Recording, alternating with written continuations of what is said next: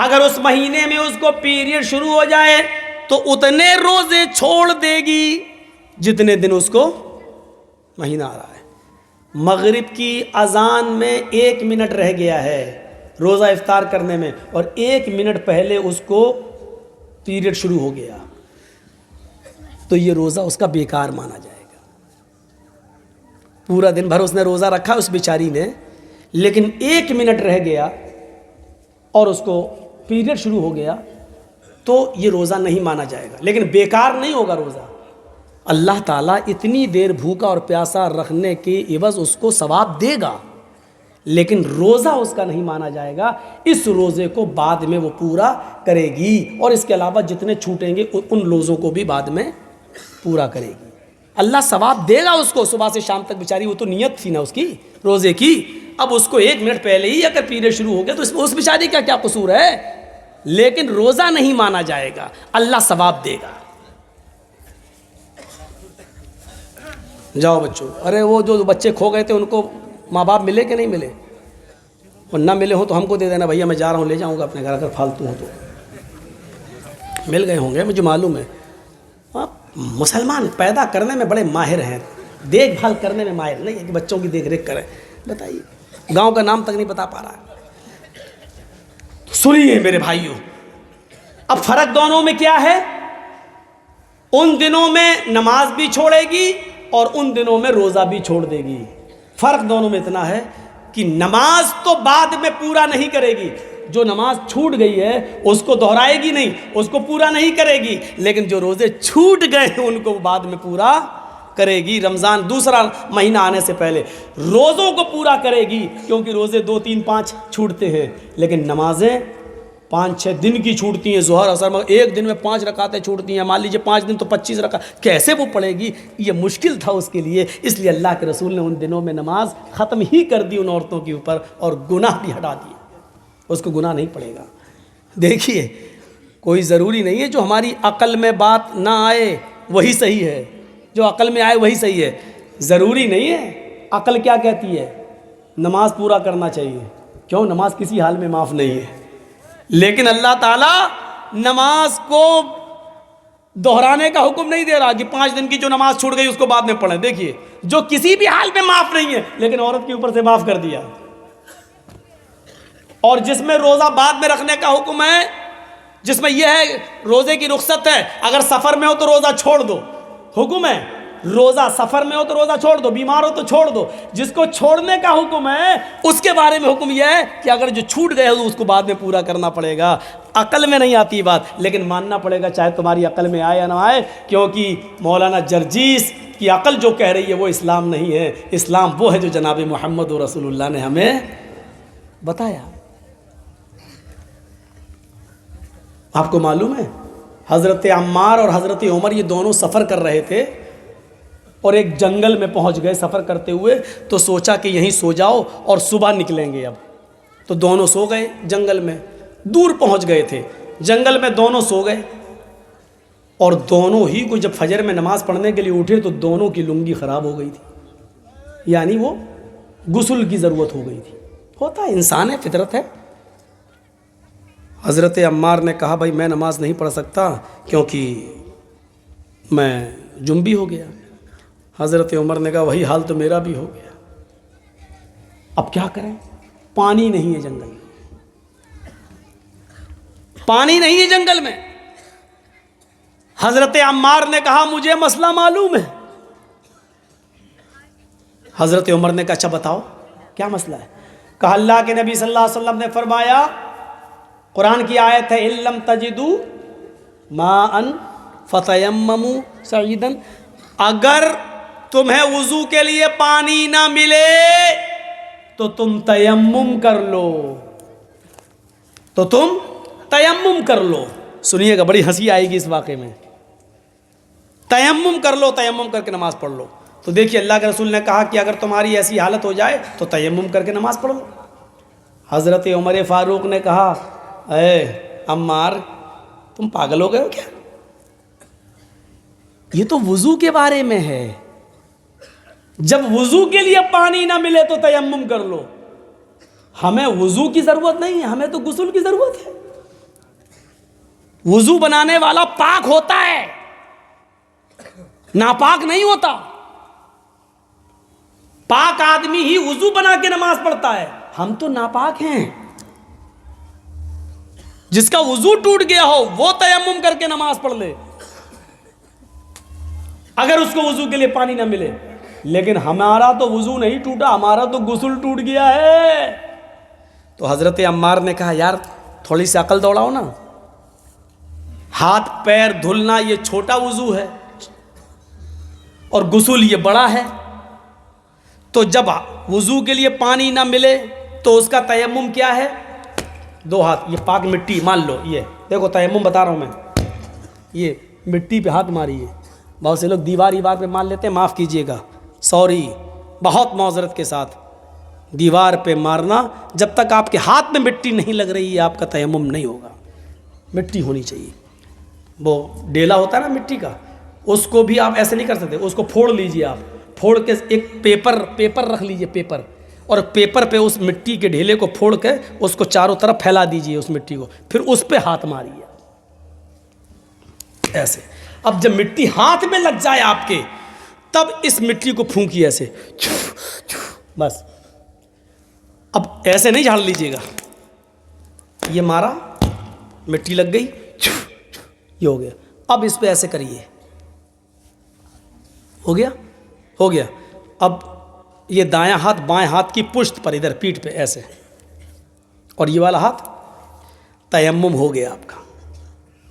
اچھا، تو کہا حضرت عمار نے جب وضو کے لیے پانی نہ ملے تو چھوٹا تیمم کر لو، ہمیں غسل کے لیے پانی نہیں مل رہا تو بڑا تیمم کر لیتے ہیں. تو حضرت عمر نے کہا بڑا تیمم کیا ہوتا ہے؟ کاٹ کے پورا جسم مٹی پہ ہم لوٹ لیتے ہیں، پورے جسم پہ مٹی لگ جائے گی، نماز پڑھ لیتے ہیں. حضرت عمر کہتے ہیں نہیں یار یہ مجھے ٹھیک نہیں لگ رہا ہے. جب تک اللہ کے رسول نے ایسا کیا، ارے کیا نہیں ہے لیکن وضو والی حدیث پر قیاس کرو نا. جب وضو کے لیے پانی نہیں مل رہا تو ہاتھ مار لو، ہمیں تو غسل کے لیے نہیں مل رہا تو پورے جسم پر مٹی پھیر لو. حضرت عمر نے کہا میں ایسا نہیں کروں گا. حضرت عمار نے کہا میں تو کروں گا. انہوں نے کپڑے اپڑے اتارے اور حدیث کے الفاظ بخاری کے تمرغت کما تمرغ الدابہ، مٹی پر ایسے لوٹے پورا جیسے چوپایا 4 پیر والا جانور مٹی میں کلا منڈیا کھاتا ہے. اٹھے اور کھڑے ہو گئے، نماز پڑھ لی. حضرت عمر فاروق نے نماز نہیں پڑھی. کہا نہیں، میں جب پانی مل جائے گا غسل کروں گا تب اس نماز کو قضا کروں گا. یہ دونوں لوگ چلے. یاد رکھنا حضرت عمار نے نماز پڑھ لی، حضرت عمر نے نماز نہیں پڑھی. دونوں نے اپنی اپنی عقل دوڑائی. دیکھیے اسلام عقل پہ نہیں چلتا، لیکن دونوں نے اپنی اپنی عقل دوڑائی. حضرت عمار نے ایسا کر کے نماز پڑھ لی. حضرت عمر نے کہا نہیں. جب شہر میں آئے تو پانی مل گیا، سورج نکل چکا تھا. انہوں نے سب سے پہلے غسل کیا اور غسل کرنے کے بعد چھوٹی ہوئی نماز جو قضا ہو گئی وہ پہلے انہوں نے پڑھ لی. جب نماز پڑھ لی تو سفر جب ختم ہوا 2 4 5 6 دن کے بعد جب یہ لوگ اپنا اپنا کام کر کے لوٹ کے آئے تو اللہ کے رسول سے ملاقات ہوئی. اللہ کے رسول صلی اللہ علیہ وسلم سے جب ملاقات ہوئی تو اللہ کے نبی کو دونوں نے اپنا اپنا واقعہ سنایا. چلو نبی سے پوچھتے ہیں ہم نے تو وہ صحیح کیا کہ غلط کیا. چلو سرٹیفکیٹ تو وہاں سے ملے گا نا، صحیح ہو غلط کہاں. تو اللہ کے نبی سے دونوں نے کہا اللہ کے رسول ایسا ایسا ہو گیا تھا ہمارے ساتھ. تو اللہ کے نبی نے مسکراتے ہوئے کہا پھر تم نے کیا کیا؟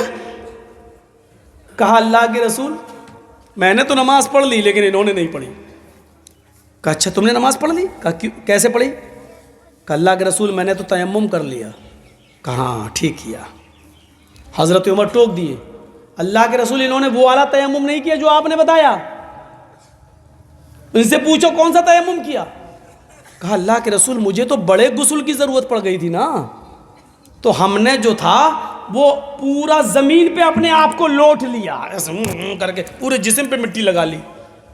اللہ کے رسول ہنستے بھی گئے اور کہا کہ اے عمار یہ تم نے غلط کیا، ایسا نہیں کرنا چاہیے تھا. تو حضرت عمر خوش ہو گئے، دیکھ عمار کا طریقہ غلط نکلا، میرا صحیح ہو گیا. تو حضرت عمار کہتے ہیں اللہ کے رسول انہوں نے تو نماز ہی نہیں پڑھی. کہا عمر تم نے کیا کیا؟ کہ اللہ کے رسول جب پانی نہیں ملا تو ہم نے نماز ہی نہیں پڑھی. ہم جب شہر میں چلے گئے، جب پانی مل گیا تو غسل کیا، اور غسل کرنے کے بعد ہم نے نماز پڑھی. آپ نے کہا عمر تم نے بھی غلط کیا. دونوں بڑے صحابہ عمار ابن یاسر، وہ سمیہ کا بیٹا عمار جس کو اسلامی تاریخ میں سب سے پہلے شہید کر دیا گیا تھا اور جس کی شرمگاہ میں نیزہ مارا گیا، سمیہ کا بیٹا عمار، یاسر کا بیٹا عمار، پرانا صحابی، نبی کی صحبت میں رہنے کے باوجود ایک غلطی کر گئے. اللہ کے رسول نے کہا عمار تم نے اپنے جسم پر، پورے جسم پر مٹی کو جو ملا وہ بھی غلط کیا، اور اے عمر تم نے نماز نہ پڑھ کر وقت کو چھوڑ دیا اور پانی کے مل جانے، پانی کی تلاش میں گھومتے رہے اور پانی ملنے تک تم نے نماز کا وقت نکال دیا، تم نے بھی غلط کیا. وضو کا تیمم اور غسل کا تیمم ایک ہی ہے، چاہے وضو کے لیے پانی نہ ملے یا غسل کے لیے پانی نہ ملے، ان دونوں صورتوں میں ایک ہی تیمم کیا جائے گا. بس اتنا کافی تھا کہ اپنے دونوں ہاتھوں کو زمین پہ مارتے، پھونک لیتے، چہرے پہ مر لیتے، دائیں ہاتھ بائیں ہاتھ پر اور بائیں ہاتھ دائیں ہاتھ پہ پھیر لیتے اور نماز پڑھ لیتے. ضروری نہیں ہے ہماری عقل جو سوچے وہی صحیح ہو. جرجیت صاحب کی عقل میں اگر کوئی بات نہیں آ رہی ہے تو ضروری نہیں ہے کہ جرجیت صاحب یہ کہتے ہیں کہ نہیں یہ اسلام ہو ہی نہیں سکتا. اسلام وہ ہے جو جناب محمد رسول اللہ صلی اللہ علیہ وسلم بتا رہے ہیں. چلیے میری ماں بہنوں، ہماری عقل میں نہیں آ رہا ہے اللہ کے نبی نے نماز کیوں معاف کر دی عورتوں کے اوپر سے، جبکہ نماز تو کسی بھی حال میں معاف نہیں ہے. لیکن اللہ کے رسول نے کہا عورتیں نماز نہیں پڑھیں گی جو پیریڈ میں چھوڑی ہیں، لیکن روزہ پورا کریں گی بعد میں، دوسرا رمضان آنے سے پہلے پہلے روزہ پورا کریں گی. ہماری عقل میں نہیں آ رہا ہے لیکن ماننا پڑے گا کیونکہ یہ حکم ہے جناب محمد رسول اللہ کا. دو چیزیں، وَأَحْسَنَتْ فَرْجَهَا، اپنی شرمگاہ کی حفاظت کرتی ہوں. شرمگاہ کی حفاظت کے دو معنی ہیں. ایک تو یہ ہے کہ وہ صرف اپنی شرمگاہ کو اپنے شوہر کے لیے استعمال کر سکتی ہے، بس یہ بالکل کھلا ہوا معنی ہے. ہاں، اور دوسری شرمگاہ کی حفاظت کا معنی یہ ہوا سطر کی حفاظت، یعنی وہ چست کپڑے نہیں پہن سکتی ہے. چست کپڑے، لیگی پہن رہی ہیں، یہاں سے لے کے یہاں تک ایسے آ رہی ہے، جہاں سے چپکی ہوئی ہے، یہاں سے یہ ران دکھائی دے رہی ہے، یہ ننگی ہے عورت. یہاں تک جمپر یہاں تک ہے لیکن چپکا ہوا ہے بالکل ایسے، یہ ایسے چپکا ہوا ہے، کپڑا ہے یہ لیکن چپکا ہوا ہے. یہ باہوں کا یہ حصہ دکھائی دے رہا ہے، اس سے اندازہ لگ رہا ہے کہ اس لڑکی کے یا اس عورت کے ہاتھ کتنا، اس کی گولائی کتنی ہوگی، اس ران کی گولائی کتنی ہوگی. اس کو بھی اللہ کے رسول نے ننگا پن کہا ہے. نساء کاسیات عاریات مائلات و ممیلات. ایسا زمانہ آ جائے گا کہ عورتوں کو تم دیکھو گے کہ وہ کپڑے پہنیں گی لیکن ننگی ہوں گی. یہ ایسی ہی عورتوں کے بارے میں کہا ہے. ڈریس انسان کو مہذب بھی بنا دیتا ہے اور بے شرم بھی بنا دیتا ہے. ڈھیلا ڈھالا لباس انسان کو مہذب بناتا ہے. میری ماں بہنوں، تمہیں میک اپ سے کوئی منع نہیں کرتا. اور جاؤ مولوی جرجیس ایک ذمہ دار منچ پر بیٹھ کر، کرسی پر بیٹھ کر تمہیں ذمہ داری سے کہتا ہے تمہارے سامنے کہ تمہیں میک اپ کرنے سے میں کبھی نہیں منع کرتا ہوں اور نہ کر رہا ہوں، شوق سے کرو. ایک چیز کی اور اجازت دیتا ہوں، فیئر اینڈ لولی تھوڑی سی نہیں، پوری کی پوری نکال کے لگا لو. میں منع نہیں کر رہا ہوں، جائز ہے تمہارے لیے. یہ مولانا کیا کہہ رہے ہیں؟ ہاں، پاؤنڈز کی کریم پوری نکال کے لگا لو. کل تک میں نے کہا تھا لپسٹک عورتیں نہیں لگائیں، لیکن ساری کمپنیوں نے ذمہ داری کے ساتھ یہ بیان لکھ کر WHO کو دے دیا ہے کہ ہم لپسٹک میں خنزیر کی چربی، سور کی چربی نہیں ملا رہے ہیں۔ اس بیان کے آ جانے کے بعد مولوی جرجیز اب تمہیں کھل کے اجازت دیتا ہے کہ تم اپنے ہونٹوں پر جتنی لپسٹک چپڑنا چاہو چپڑو، لیکن یاد رکھنا صرف اپنے گھر کے اندر، اپنے شوہر کے لیے۔ سمجھ رہے ہو؟ اللہ کے رسول نے فرمایا کہ مرد کی خوشبو وہ ہے جو اڑتی ہو اور مہکتی ہو، عورت کی خوشبو وہ ہے جس کا رنگ دکھائی دیتا ہو لیکن اس کی خوشبو چھپی ہوئی ہو۔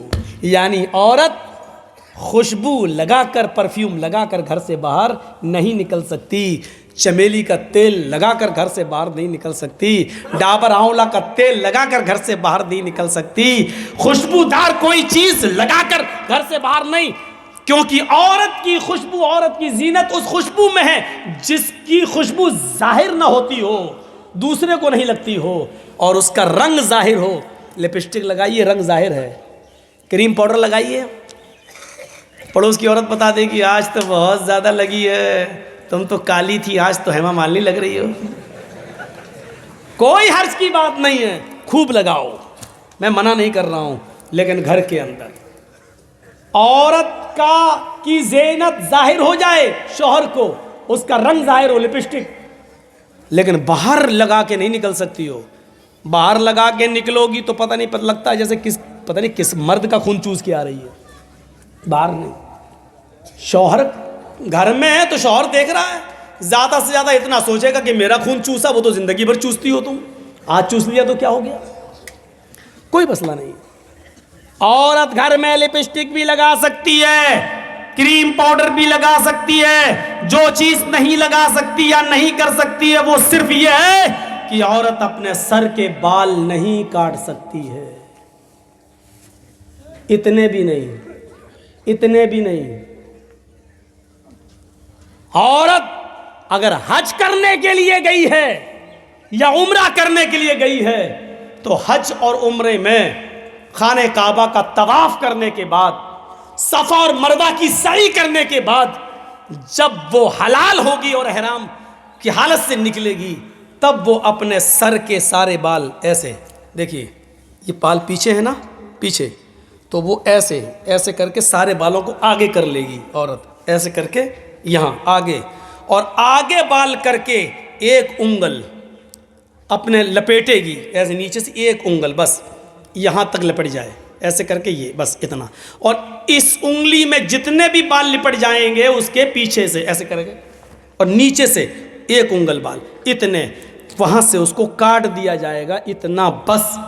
حج کے میدان میں صفا مروہ کے چکر کے بعد بھی عورت کو ایک انگل سے زیادہ بال کاٹنے کی اجازت محمد رسول اللہ نے نہیں دی ہے۔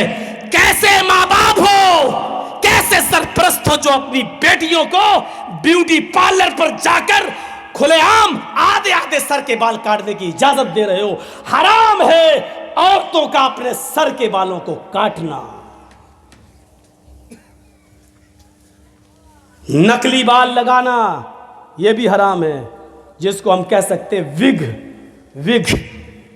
وگ استعمال کرنا بھی حرام ہے عورت کی۔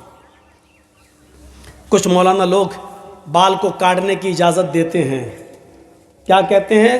اللہ کے رسول صلی اللہ علیہ وسلم کی بیویوں نے، کچھ بیویوں نے بھی اپنے سر کے بال کٹائے تھے، بے شک کٹائے تھے۔ مولوی جرجیس اس بات کو مانتا ہے کہ اللہ کے رسول صلی اللہ علیہ وسلم کی کچھ بیویوں نے اپنے سر کے بہت سے، یعنی آدھے سے زیادہ، آدھے بال کٹائے تھے۔ میں مانتا ہوں اس بات کو، حدیث ہے، صحیح ہے، لیکن آپ کو یہ بھی جاننا چاہیے کہ اللہ کے رسول کی ان بیویوں نے وہ سر کے بال کب کٹائے تھے۔ اللہ کے نبی صلی اللہ علیہ وسلم نے فرمایا کہ اللہ تعالیٰ نے مرد کو داڑھی سے خوبصورتی دی ہے اور عورت کو سر کے لمبے بالوں سے خوبصورتی دی ہے۔ عورت کی زینت اس کے سر کے بال ہیں اور مرد کی زینت داڑھی ہے۔ تو جو عورت کی خوبصورتی ہو اس کو کاٹنے کی اجازت اللہ تعالیٰ کیسے دے دے گا؟ نہیں دے گا۔ جب تک اللہ کے نبی زندہ رہے اور اس دنیا میں باحیات رہے، تب تک اللہ کے نبی کی کسی بیوی نے اپنے سر کے بال نہیں کاٹے. مسئلہ یاد رکھنا. عورت کی خوبصورتی شوہر کے لیے، لمبے بال وہ شوہر کے لیے رکھ سکتی ہے، رکھے گی، لیکن اللہ کے نبی کے اس دنیا سے انتقال کے بعد نبی کی بیویوں نے کہا اب ہمارا نکاح دوسری جگہ ہو ہی نہیں سکتا ہے، کیونکہ ہم دنیا کے سارے مسلمانوں کی مائیں ہیں، اور ماں کسی بیٹے کے ساتھ نکاح نہیں کرتی ہے. اب ہم دنیا میں کسی بھی مرد کے ساتھ جب نکاح نہیں کر سکتے ہیں، سب میری اولاد ہے، سب میرے بیٹے ہیں، اور اللہ کے نبی اب جس دنیا میں رہے نہیں، تو اب اس خوبصورتی کا کیا فائدہ، اب اس زینت کا کیا فائدہ. میں بناؤ سنگار کروں تو کس کے لیے کروں، زیب و زینت کروں تو کس کے لیے کروں. یہ سوچ کر انہوں نے اپنی زینت کو ختم کرنے کے لیے، اپنا بناؤ سنگار کو ختم کرنے کے لیے ان کے سر کے بال انہوں نے کٹائے. اسی طریقے سے آج بھی جو عورت شادی شدہ نہیں ہے، یا شادی نہیں کرنا چاہ رہی ہے، یا اس نے ارادہ کر لیا کہ ہم شادی نہیں کریں گے، یا جس کا شوہر انتقال کر گیا ہے، اب وہ کس کے لیے بناؤ سنگار کرے تو وہ اپنے سر کے بال کاٹ سکتی ہے. زیب و زینت وہ کسی کے لیے اختیار نہ کرے، وہ کر سکتی ہے، لیکن اگر اس کا ارادہ یہ ہے ابھی نہیں، ابھی تو میرے شوہر کا انتقال ہوا ہے، 2-4 سال کے بعد میں دوسرا نکاح کر لوں گی، تو پھر نکاح کا ارادہ ہو تو پھر وہ سر کے بال نہیں کاٹ سکتی ہے. عورت کے لیے سر کے بال کاٹنا جائز نہیں ہے، وگ لگانا جائز نہیں ہے، نقلی بال جوڑنا جائز نہیں ہے.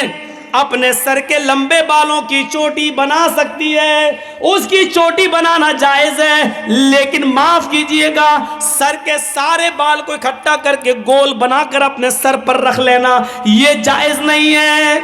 گھر کے اندر کر سکتی ہے، گھر کے باہر جوڑا بنا کر بال لپیٹ کر اور ادھر اکٹھا کر لینا، کلپ لگا لیتی ہیں اور اتنا اونچا کر لیتی ہیں، لگ رہا ہے جیسے قطب مینار اپنے سر پہ کھڑی کر دی اس نے، یا ایسا لگتا ہے جیسے ٹلو پمپ رکھ دیا ہو موٹر.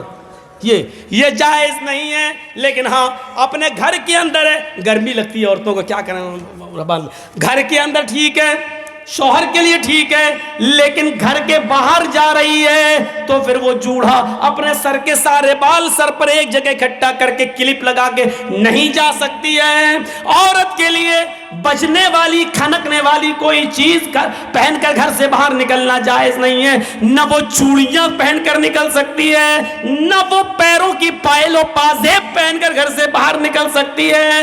ہاں سن لو میری ماں بہنوں، اونچی ایڑی کی چپل پہن کر بھی، اونچے ہل کی چپل پہن کر بھی تم گھر سے باہر نہیں نکل سکتی ہو، تمہارے لیے جائز نہیں ہے، کیونکہ وہ بھی بچتی ہے. جب تم اونچے ہل کی چپل پہن کر نکلتی ہو تو وہ سیمنٹ کی بنی ہوئی سڑکوں پر آواز کرتی ہے، کھٹ کھٹ کھٹ، وہ ادھر آواز کرتی ہے کھٹ کھٹ کھٹ، ادھر نوجوانوں کے دل دھڑکتے ہیں دھک دھک دھک. سننا پڑے گا. یہ بے حیائی تمہاری طرف سے آ رہی ہے. بچنے والی کوئی بھی چیز عورت گھر سے باہر پہن کر نہیں نکل سکتی ہے. ہاں یہ وہ احسنت فرجہا، اپنی شرمگاہ کی حفاظت کرو، یعنی موٹا لباس پہنو، اچھا لباس پہنو، جسم کا کوئی حصہ نمایاں نہیں ہونا چاہیے، اور شرمگاہ کی حفاظت شوہر کے علاوہ کہیں اور نہیں. اور چوتھی چیز وَأَطَاعَتْ بَعْلَهَا، اور اپنے شوہر کی اطاعت کرو، اپنے شوہر کی فرما برداری کرو، اپنے شوہر کی اطاعت کرو، اس میں کمی نہیں ہونی چاہیے. شوہر کی اطاعت میں ایک اور مسئلہ بتا دوں، شوہر کی اطاعت میں کمی نہیں ہونی چاہیے، لیکن شوہر کو بھی نہیں چاہیے کہ وہ زبردستی اپنی بیوی سے کہے اے یہ میرے کپڑے ہیں، چلو ٹھیک ہے تمہارے کپڑے دھو دے گی، یہ میری ماں کے کپڑے ہیں اس کو بھی دھلو، یہ میرے باپ کے کپڑے ہیں اس کو بھی دھلو، یہ میری بہن کے کپڑے ہیں، نند تمہاری نند اس کے بھی دھل دو. آپ یہ زبردستی نہیں کر سکتے ہیں. آپ کی بیوی ہے، وہ نوکرانی نہیں ہے. پیار سے چاہو تو سب کچھ کام لے سکتے ہو. دیکھو میری بھی، تم تو جانتی ہو میری ماں کا میرے علاوہ کوئی نہیں ہے. ایسا ہے نا کہ میری ماں تمہاری ماں جیسی ہے، تمہاری ماں کبھی بیمار ہوگی تو ہم بھی اس کو لے جائیں گے. پیار سے تم جو کام لینا چاہو لے لو، لیکن شریعت کا حکم نہیں ہے کہ وہ تمہارے باپ کے کپڑے دھوئے، تمہاری ماں کے کپڑے دھوئے۔ شریعت کا تو یہ بھی حکم نہیں ہے کہ وہ تمہارے بچے کو دودھ پلائے۔ بچہ تمہارا ہے، دودھ پلاتی ہے تو یہ اس کا رحم و کرم ہے، اگر وہ دودھ پلانے کی اجرت اور پیسہ مانگے تو تمہیں دینا پڑے گا۔ ہاں مولانا صاحب یہ مت بتاؤ، کیوں ڈر لگ رہا ہے؟ کیوں؟ ارے آپ تو بڑے بہادر ہو، آپ تو بھک منگنی گاڑی پر جو ملی ہے یاما اور ہیرو ہونڈا، اس پر ساڑی پہنا کر نئی نویلی اور الٹا بیوی کو موٹر سائیکل پہ بٹھا کے چلتے ہو، لپسٹک لگوا کے اور دکھاتے ہو کہ دیکھو یہ میری بیوی ماشاءاللہ کتنی خوبصورت ہے دیکھو، اور بعد میں چرچے ہوتے رہے فلاں کی بیوی کتنی خوبصورت۔ یہ تو تم نے دن دکھائے ہیں نا، تم نے یہ دن دکھائے ہیں۔ اب وہ شادیوں میں اچھے کپڑے پہن کے جا رہی ہے تو تمہیں برا کیوں لگ رہا ہے؟ لے کے تو تم گئے ہو۔ میری بہنوں ایک نصیحت تمہارے لیے بھی سنو، اکثر شکایتیں سننے میں آتی ہیں، کیا میرا شوہر 12 بجے رات میں گھر آتا ہے، میرا شوہر 1 بجے رات میں گھر آتا ہے۔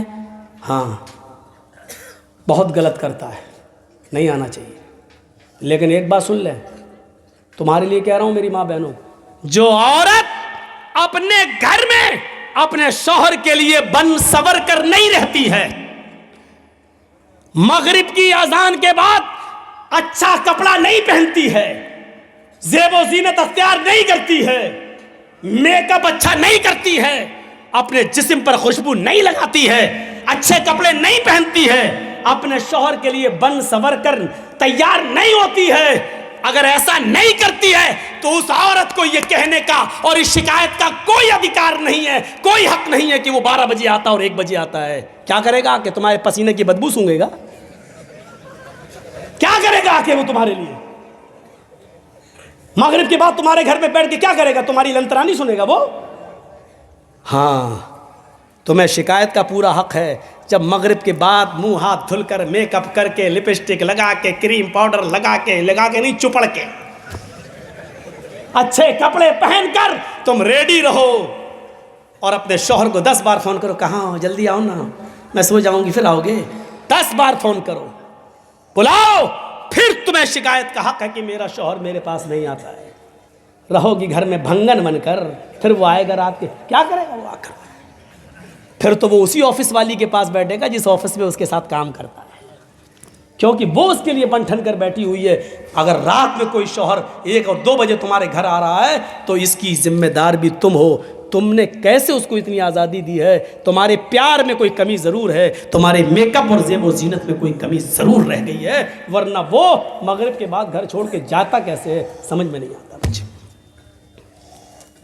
اطاعت، ورنہ اتنا بڑا حق، برا مت مانیے گا۔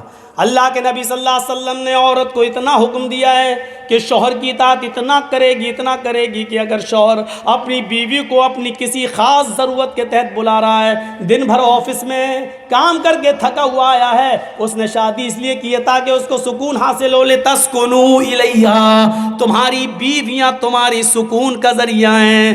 جب بیوی سے سکون ہی نہ ملے تو کہاں جائے وہ؟ اس لیے فرمایا، آئے اللہ کی بندیوں، اللہ کے نبی کہتے ہیں میری مومنہ عورتوں کان کے پردے کھول کر سنو، تمہارا شوہر اگر تمہیں اپنی خاص ضرورت کے لیے تمہیں بلا رہا ہے، رات کے کسی بھی حصے میں تمہیں بلا رہا ہے یا دن کے کسی بھی حصے میں تمہیں بلا رہا ہے تو تمہیں انکار نہیں کرنا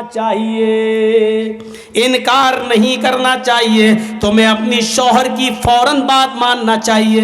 یہاں تک کہ اللہ کے نبی نے کہا علی قطب، اگر تم اونٹ کے کجاوے پر بھی بیٹھی ہو تب بھی تمہیں آنا پڑے گا۔ اونٹ کا کجاوا تمہیں سمجھ میں نہیں آئے گا۔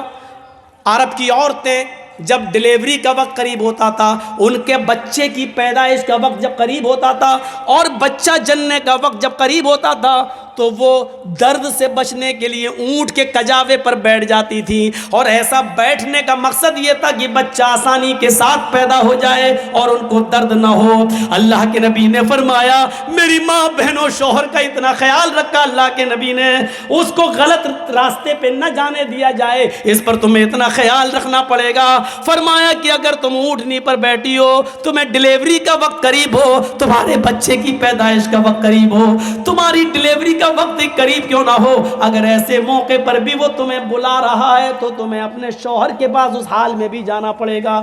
حالانکہ یہ ایک مقصد ہے بتانے کا، یعنی اتنا بڑا مقام ہے، لیکن اتنا بڑا ظالم کوئی شوہر نہیں ہوگا جو اپنی بیوی کو اس حال میں بلائے گا کہ بچہ پیدا ہونے والا اور ہم اس کو اس حال، اتنا ظالم نہیں ہوتا کوئی مرد، اتنا ظالم نہیں ہوتا ہے۔ لیکن ایک مرد کی اہمیت بتائی ہے کہ دیکھو وہ دن بھر تھکا مارا آیا ہے، وہ باہر اس نے ہزاروں قسم کی لڑکیوں کو دیکھا ہے، اس کا دل بہک بھی سکتا ہے، پھسل بھی سکتا ہے، اس لیے اس کو سب سے زیادہ گھر آنے کے بعد تمہارے سکون کی ضرورت ہے۔ سنو میری، اللہ کے نبی نے فرمایا سنو اللہ کی بندیو، تمہارا شوہر اگر تمہیں اس حال میں بلاتا ہے کہ تم چولہے پر بیٹھی ہو، روٹی پکا رہی ہو، تب بھی تمہیں سب کچھ چھوڑ کے آنا پڑے گا۔ روٹی جلتی ہے تو جل جائے، ہانڈی میں گوشت پکتا ہے، جلتا ہے تو جل جائے، جلدی سے گیس چولہا بند کرو اور اپنے شوہر کے پاس جاؤ، فوراً تمہیں اس کا حکم ماننا پڑے گا۔ حالانکہ اتنا بڑا ظالم بھی کوئی نہیں ہوگا جو یہ کہے گا کہ روٹی چھوڑ کے آ، اتنا بڑا ظالم بھی کوئی نہیں ہوگا۔ بتانے کا مقصد یہ ہے کہ وہ جس وقت بھی تمہاری ضرورت کو محسوس کرے گا تمہیں اس کے پاس جانا پڑے گا۔ اور مردوں کو بھی حکم ہے کہ وہ اپنی بیوی کو ناجائز طریقے سے نہیں ستائیں، اس کے بخار کا خیال رکھیں، اس کے درد کا خیال رکھیں، اس کی نیند کا بھی خیال رکھیں، کیونکہ صبح تمہیں تو اٹھنا نہیں ہے، تمہارے بچوں کو تیار کرنا اس کی ذمہ داری ہے، اسکول بھیجنا اس کی ذمہ داری ہے، ان کا بریک فاسٹ تیار کرنا ان کی ذمہ داری ہے۔ اس لیے بہتر یہ ہے ایک ٹائم فکس کر لو کہ ہمیں فلاں دن تم سے ملنا ہے۔ چلیے یہ کوئی ضروری نہیں ہے، اس میں تو میاں بیوی کے حقوق میں یہ کوئی چیز نہیں ہوتی، جب دونوں کا موڈ ہو جائے تو آدمی آگے بڑھ ہی جاتا ہے، شریعت میں اس کی کوئی ممانعت نہیں ہے۔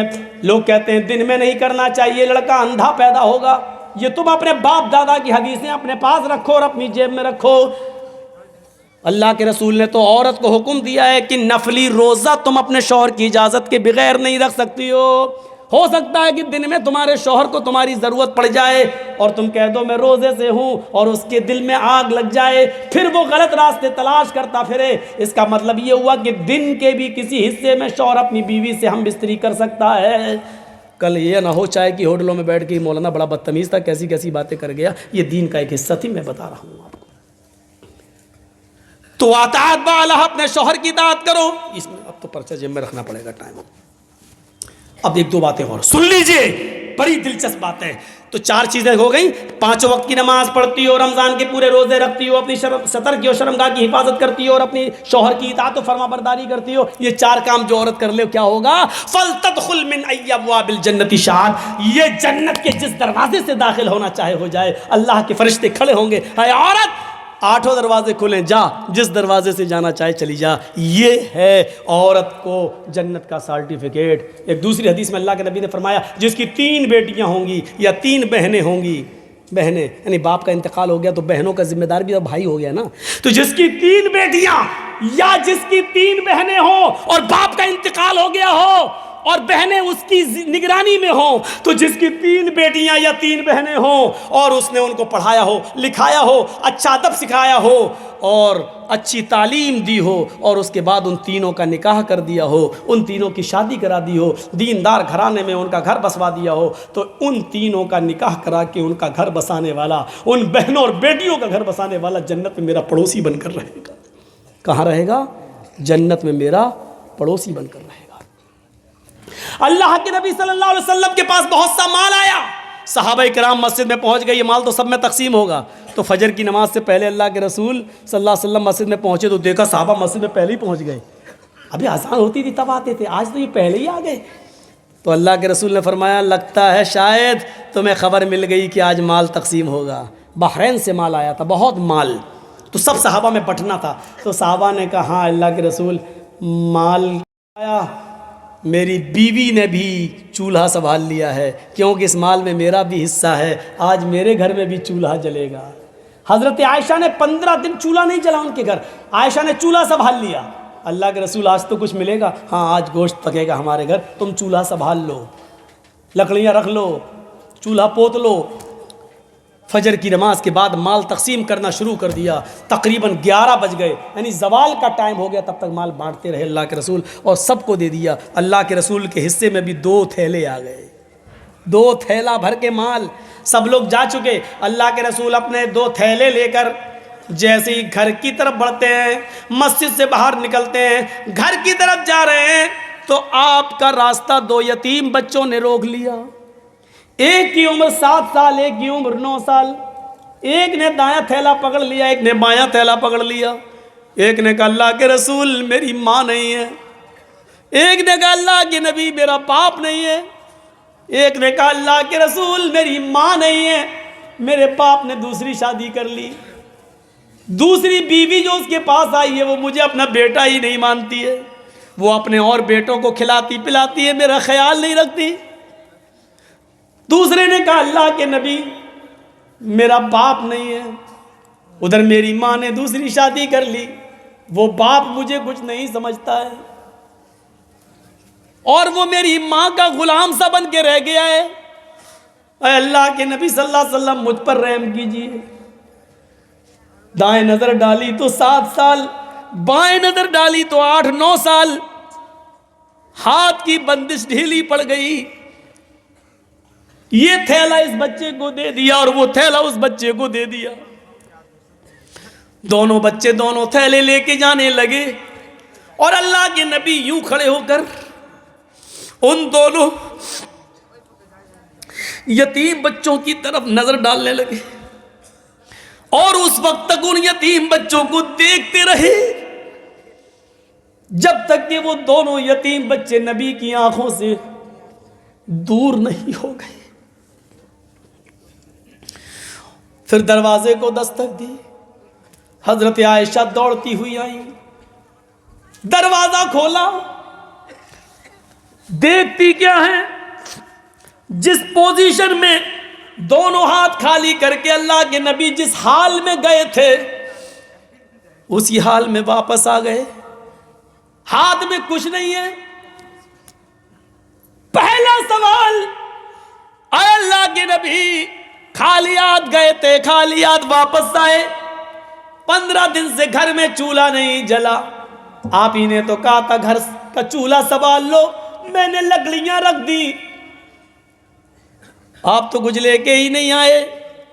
فرمایا عائشہ بیٹھو بیٹھو. جی پہلے بات بتاؤ کیا ہوا.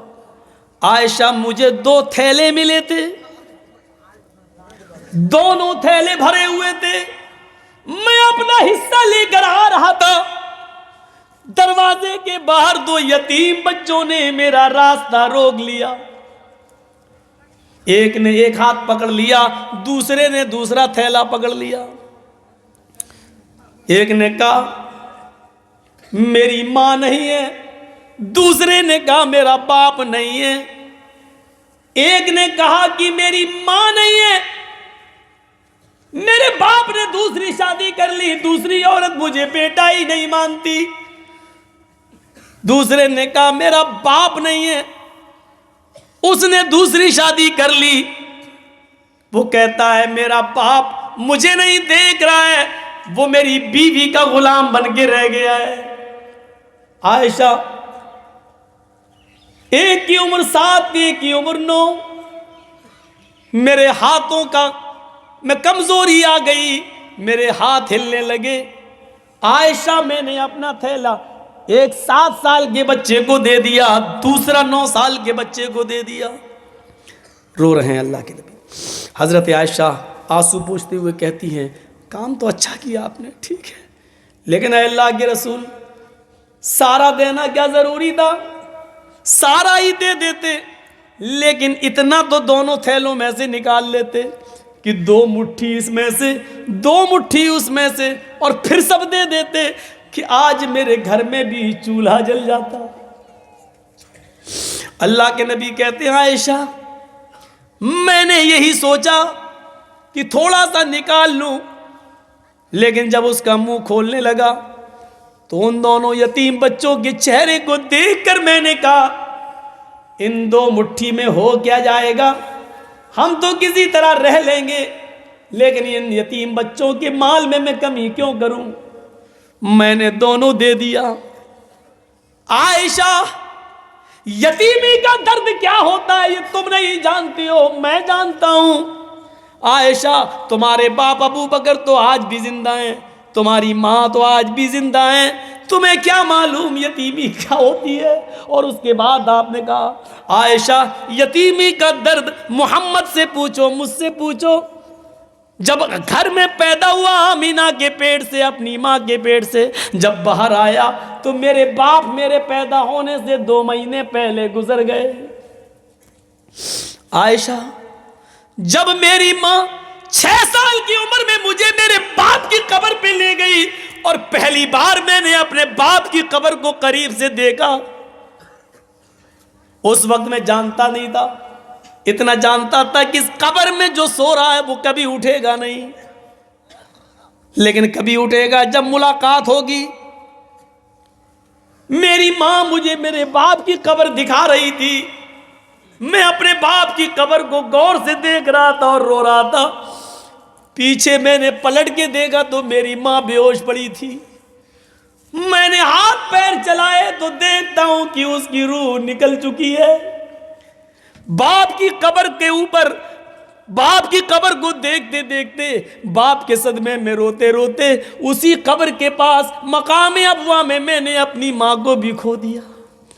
6 سال کی عمر میں میری ماں بھی مجھے چھوڑ کے چلی گئی۔ میں 8 سال کا ہوا تو میرے دادا بھی مجھے چھوڑ کے عبد المطلب چلے گئے۔ یتیمی کا سفر میں نے طے کیا ہے، یتیمی کا درد میں جانتا ہوں کہ کیا ہوتا ہے، تمہیں نہیں معلوم۔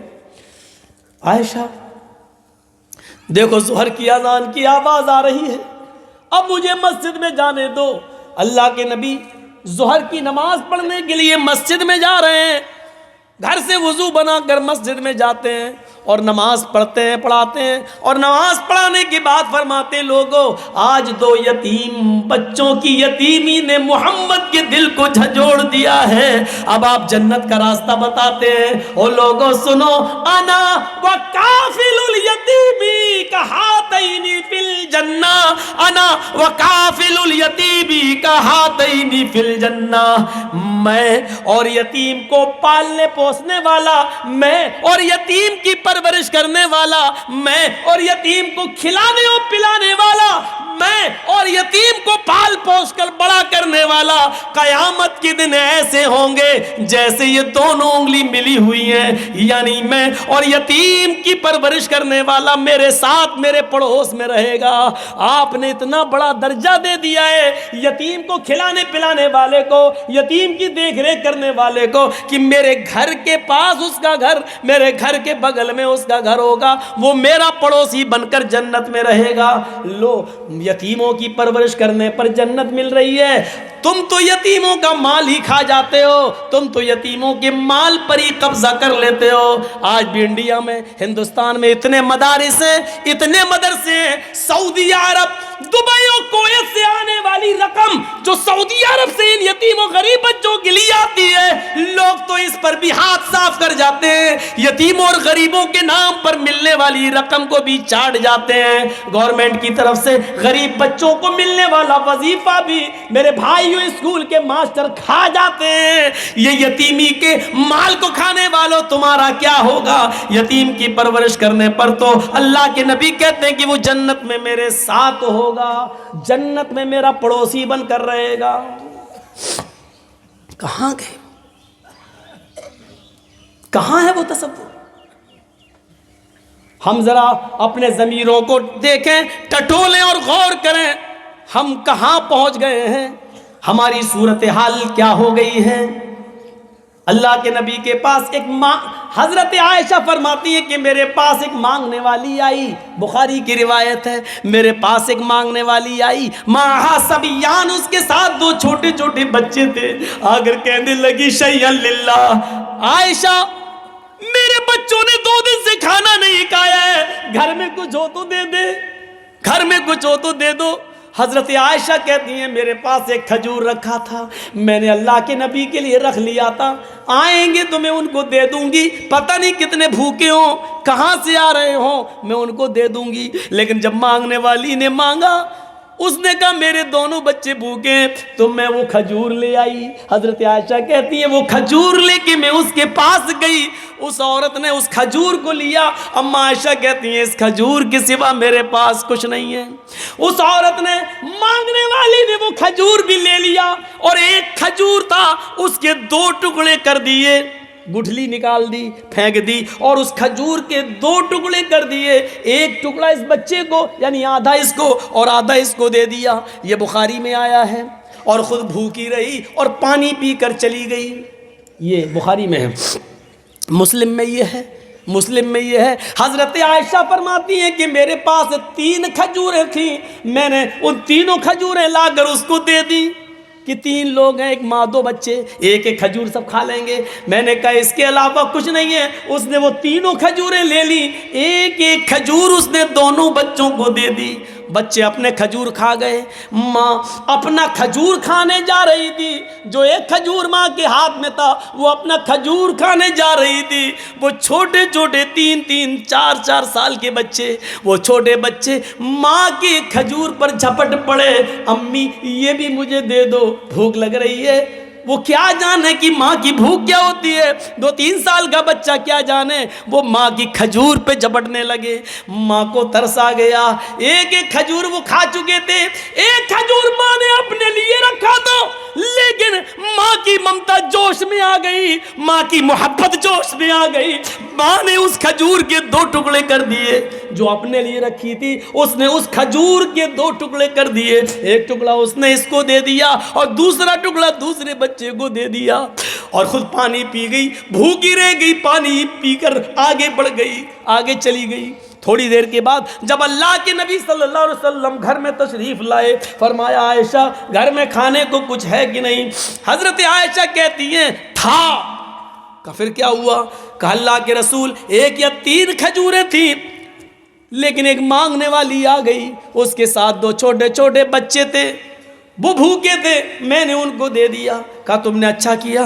کہا اللہ کے رسول ذرا منظر دیکھو، اس عورت کو میں نے بڑے عجیب حالات میں دیکھا ہے، وہ بہت بڑی امتحان میں پھنسی ہوئی ہے، بچوں کی آزمائش میں مبتلا ہو گئی، لگتا ہے اس کا شوہر نہیں ہوگا، شوہر ہوتا تو کماتا، یہ عورت کیوں بھیک مانگتی؟ مجھے محسوس ہو رہا ہے کہ وہ عورت شاید بیوہ ہے۔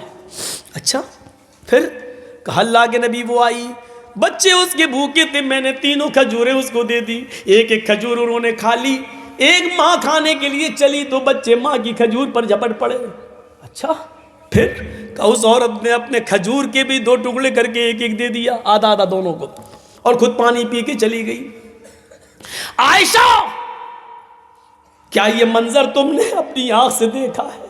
رحمت اللہ عالمین کی رحمت جوش میں آتی ہے۔ عائشہ کیا یہ منظر تم نے اپنی آنکھ سے دیکھا ہے؟ ہاں اے اللہ کے رسول میں نے اپنی آنکھ سے یہ منظر دیکھا ہے۔ فرمایا عائشہ کیا وہ دونوں بچے اپنے ماں کی کھجور پر جھپٹ گئے؟ ہاں، ماں نے خود نہیں کھایا اور اس کھجور کے 2 ٹکڑے کر دیے۔ ہاں، اپنی آنکھ سے دیکھا۔ ہاں عائشہ قیامت کے دن تمہیں گواہی دینا پڑے گی۔ اللہ کے رسول گواہی دینے میں کیا، جو دیکھا اس کو بتانے میں مجھے کیا ہے، جو دیکھا وہ سچ یہی ہے۔ فرمایا عائشہ تم نہیں جانتی ہو اس عورت نے خود بھوکے رہ کر اپنے بچوں کا پیٹ پالا ہے، اپنے بچوں کو کھلایا ہے، کتنا بڑا نیک کام کیا۔ عائشہ کیا کام کیا؟ خود تو بھوکی رہ گئی، بچوں کو کھلایا۔ کہا خود بھوکی رہ کر اپنے بچوں کو پالنے والی، پال پوس کر بڑا کرنے والی، اپنے بچوں کو اپنے ساتھ لے کر اپنے بچوں کو کھلانے پلانے والی، اپنے بچوں کی پرورش میں آزمائش میں مبتلا کی ہوئی عورت نے وجبت علیہا الجنہ، وجبت علیہا الجنہ، وجبت علیہا الجنہ، اس عورت نے اپنے اوپر جنت واجب کر لی، جنت واجب کر لی، جنت واجب کر لی۔ میری ماں اور بہنوں، ماں وہ ہوتی ہے جو اپنے پیٹ سے پیدا ہونے والے بچوں کی پرورش کرے، شوہر نہیں ہو تب بھی ان کو پالے پوسے، ایسی عورت کو جنت کا سرٹیفکیٹ دے رہے اللہ کے رسول۔ عورتیں وہ نہیں ہوتی جو اپنے پیٹ میں بچہ ہے الٹرا ساؤنڈ پہ چیک کرایا پتا چلا لڑکی کا گرا دو، ایبورشن کرا دو، اپنے پیٹ کے بچے کو اس ڈر سے کہ لڑکی ہے پیدا ہوگی اس کا جہیز کا انتظام کہاں سے کریں گے، اور ایبورشن کر کے گرا دیا اور اس بچے کی جان لے لی، یہ عورت نہیں ہوتی ہے۔ قیامت کے دن اس عورت کو جس نے اپنے پیٹ کا بچہ گرایا، قیامت کے دن اس حال میں لایا جائے گا کہ اس کا بچہ اس ماں کی پستان اور چھاتی سے لٹکا ہوا ہوگا، اپنی ماں کے دودھ سے لٹکا ہوا ہوگا، معلقم بین ثدیہا، اپنے ماں کے دونوں پستان سے لٹکا ہوا ہوگا، یقول، اور اپنے رب سے کہے گا یا ربی ہذہ امی قتلتنی، اللہ یہ میری ماں ہے جس نے دنیا میں مجھے مار ڈالا تھا، اللہ یہ میری ماں ہے جس نے دنیا میں میرا قتل کر دیا تھا، اللہ یہ میری ماں ہے جس نے دنیا میں میری جان لی تھی، اے اللہ تو اس کو آج جہنم میں پھینک دے، میں اس کو جنت میں لے جانے کی سفارش نہیں کروں گا، اے اللہ یہ میری ماں جنت میں جانے کے لائق نہیں ہے، اس نے مجھے پیدا کرنا کھلانے پلانے کے ڈر سے اور جہیز کے ڈر سے مار ڈالا تھا، اے اللہ تو میری ماں کو جنت میں داخل مت کرنا، اس ماں کو جہنم میں پھینک دے، وہ بچہ اپنی ماں کو جہنم میں لے جائے گا۔ کہاں ہیں ہم؟ عورت وہ ہوتی ہے جو اپنے بچوں کی پرورش کرے، ہزاروں مصیبتیں اپنے اوپر جھیل لے لیکن بچوں کو کھلائے پلائے اور پال پوس کر بڑا کرے۔ اور اسی طریقے سے آخری بات، وہ لوگ بھی جنت میں، وہ بچے اپنے ماں باپ کو جنت میں لے جائیں گے جن کو اللہ تعالیٰ نے دنیا میں چھین لیا۔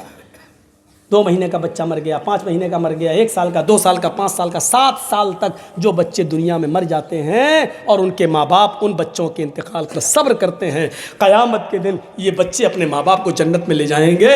صغارہم دعامیس الجنہ، یہ چھوٹے چھوٹے بچے جن کی روحیں نکال لی جاتی ہیں جنت کے اندر بے روک ٹوک گھومتی رہیں گی، جنت میں گھوم رہی ہیں ان کی روحیں۔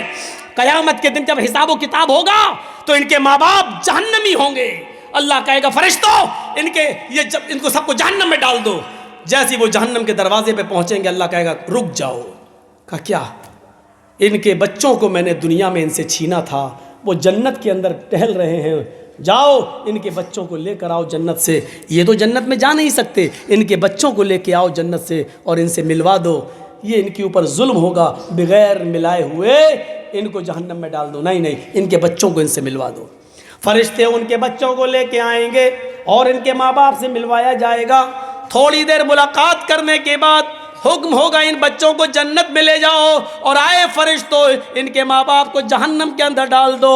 جیسے وہ چھوٹے چھوٹے بچے یہ سنیں گے کہ میرے ماں باپ کو جہنم میں بھیجنے کا آرڈر ہو گیا ہے، حدیث کے الفاظ ہیں فَيَأْخُذُ بِنَاحِيَةِ ثَوْبِهِ، یہ سنتے ہی وہ چھوٹے چھوٹے معصوم بچے اپنے ماں باپ کے دامن سے چپک جائیں گے، ان کے کپڑے پکڑ لیں گے۔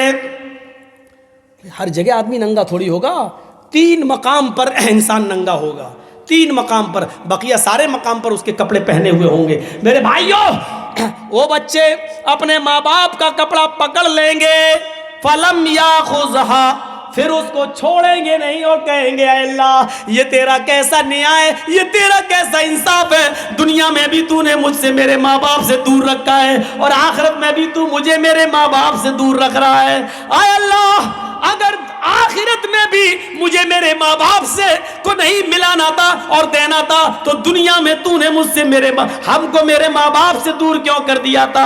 اے اللہ نہ دنیا میں مجھے میرے ماں باپ ملے، نہ آخرت میں میرے ماں باپ ملے، نہ دنیا میں مجھے ان کے ساتھ زندگی گزارنے کا موقع ملا اور نہ آخرت میں مجھے میرے ماں باپ دیے جا رہے ہیں، اے اللہ یہ صحیح نہیں ہے، اے میرے پروردگار میرے ماں باپ کو جہنم میں مت ڈال، اے اللہ تو نے ان کو مجھے ان سے دنیا میں چھین لیا تھا اب تو مت چھین۔ اللہ کہے گا اے فرشتوں ان بچوں کے آنکھوں سے گرنے والے آنسوؤں کی میں نے قدر کر لی ہے، ان کی آرزوؤں کو سن لیا ہے، اے فرشتوں ان بچوں کے آنکھوں سے گرنے والے آنسوؤں کی وجہ سے جاؤ میں نے ان کے ماں باپ کو بخش دیا ہے، جاؤ ان بچوں سے کہو اپنے ماں باپ کا ہاتھ پکڑ لے اور ان کو اپنے ساتھ جنت کے اندر لے جائیں۔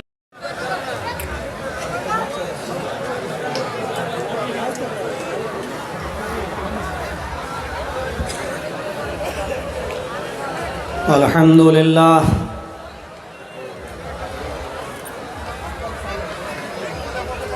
الحمد لله نحمده ونستعينه ونستغفره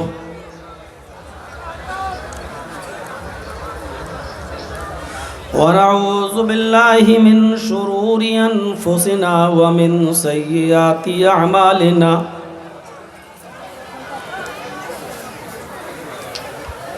من يهده الله فلا مضل له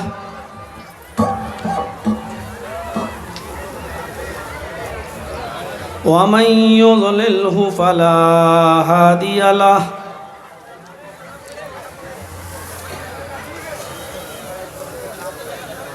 وأشهد أن لا إله إلا الله وحده لا شريك له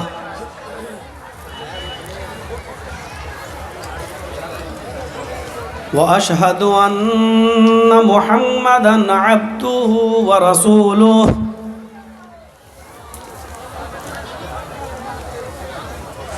أما بعد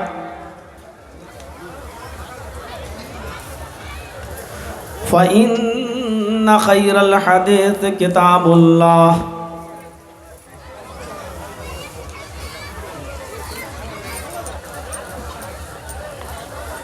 وخير الهدي هدي محمد صلى الله عليه وسلم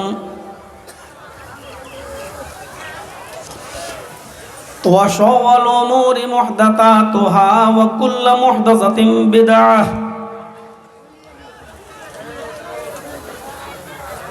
وكل بدعة ضلالة وكل ضلالة في النار.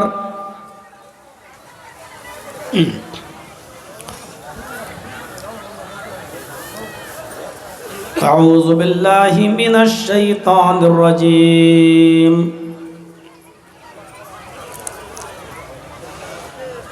بسم الله الرحمن الرحيم.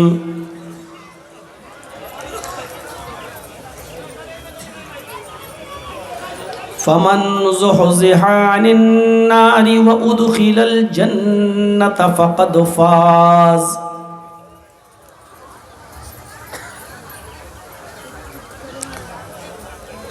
رب اشرح لي صدري ويسر لي امري واحلل عقدة من لساني يفقهوا قولي.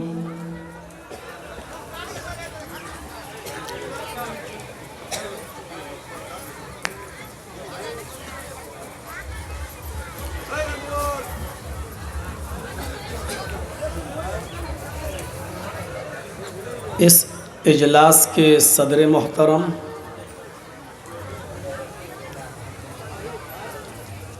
اسٹیج پر بیٹھے ہوئے دیگر معقر علماء کرام،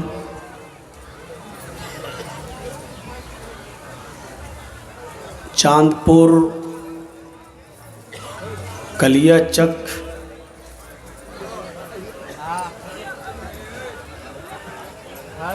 ڈسٹرکٹ مالدہ اور اس کے آس پاس سے قرب و جوار سے آئے ہوئے سامعین حضرات اور سامعین کے پیچھے بیٹھی ہوئی اسلامی خواتین ماں اور بہنوں،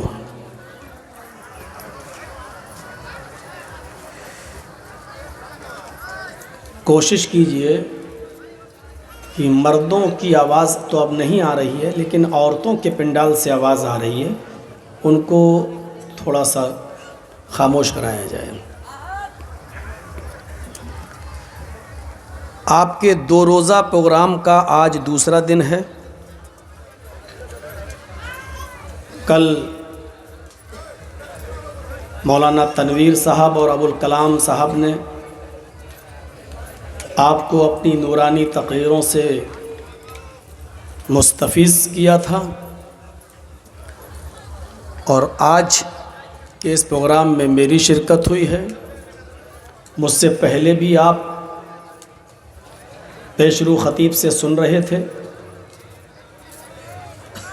اللہ تعالیٰ ان دونوں دنوں کے اجلاس کو کامیاب فرمائے اور جو باتیں کہی گئی ہیں اللہ تعالیٰ ان پر کہنے والوں کو اور سننے والوں کو عمل کی توفیق عطا فرمائے۔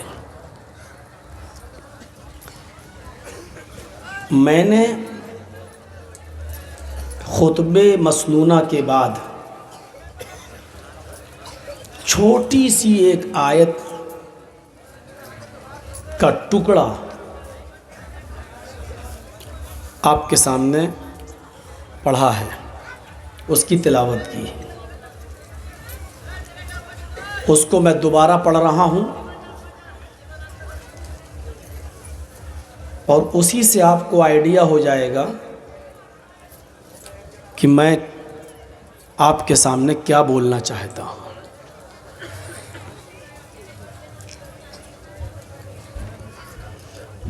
فمن زحزح عن النار وادخل الجنۃ فقد فاز،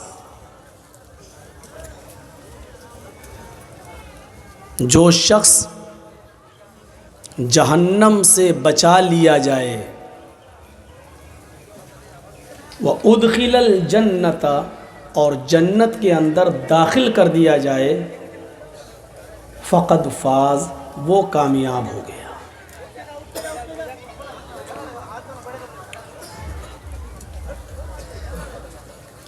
اصل کامیابی کیا ہے؟ جہنم سے بچ جانا اور جنت کے اندر داخل ہو جانا۔ اور اسی لیے یہ دنیا رچائی گئی، بسائی گئی اور اس میں ہم اور آپ بھیجے گئے۔ ہمارے باپ آدم علیہ السلام نے جس پھل کو کھانے سے اللہ تعالیٰ نے منع کیا تھا اور جس ورکش ٹری جس پیڑ کے پاس جانے سے روکا تھا وہ وہیں چلے گئے۔ فلا تقرب هذه الشجرہ، اے آدم و حوا اس درخت کے پاس مت جانا۔ شیطان کے بہکاوے میں آئے، وہ چلے بھی گئے اور صرف گئے ہی نہیں بلکہ اس پھل کو کھا بھی لیا۔ جنتی لباس اتر گیا اور وہ آدم و حوا دونوں جنت سے نکال دیے گئے۔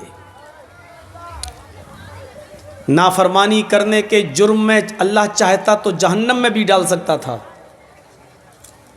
لیکن نہیں، یہ پہلی خطا تھی، اس لیے پراشچت کرنے کا، کفارہ ادا کرنے کا ایک چانس ملنا چاہیے۔ اللہ تعالیٰ نے اس خطا کے پراشچت کے لیے دنیا میں بھیج دیا، اور دنیا میں نبیوں کا سلسلہ بھی شروع کر دیا۔ اور تعجب یہ ہے کہ شیطان